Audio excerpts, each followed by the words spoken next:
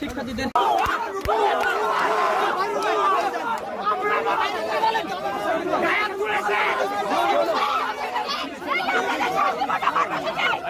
ছাত্রকে ছুমেরে উঠিয়ে নিয়ে যাওয়া, শিবির বলেন আর যাই বলেন, এইটা খুবই অন্যায় এবং এই কারণে আজকে দেশের এই পরিণত ঘটেছে।